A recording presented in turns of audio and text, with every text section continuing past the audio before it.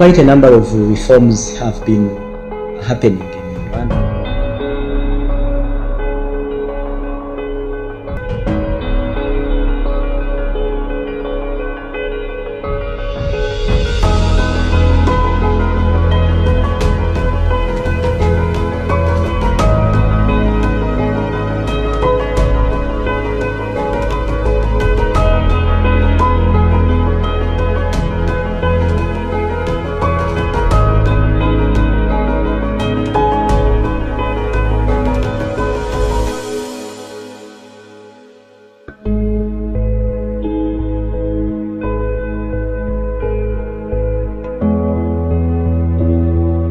The reform cycle starts in October when the World Bank report is published, and we get a sense of, where have we performed well, what are the areas that we need to improve, what reforms might not have been recorded as implemented.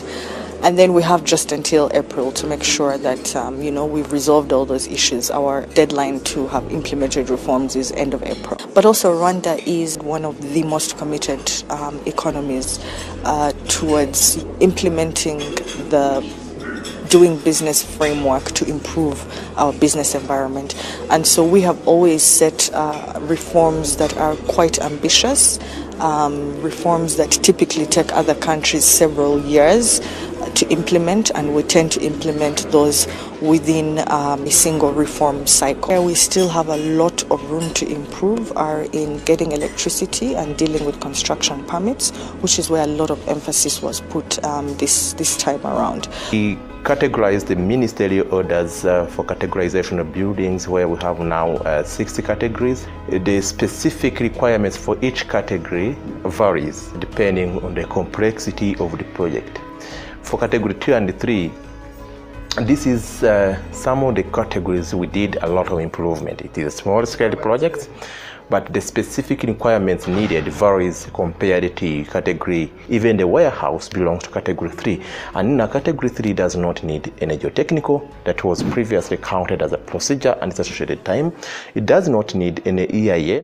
3, the same categories does not need any topographic survey. Nobody could actually submit anything without using our online platforms, construction permitting procedures.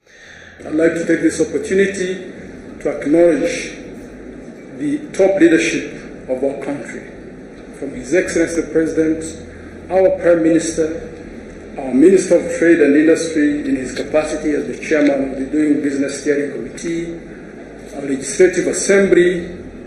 Without full support, the reform agenda would not have gained the traction it has.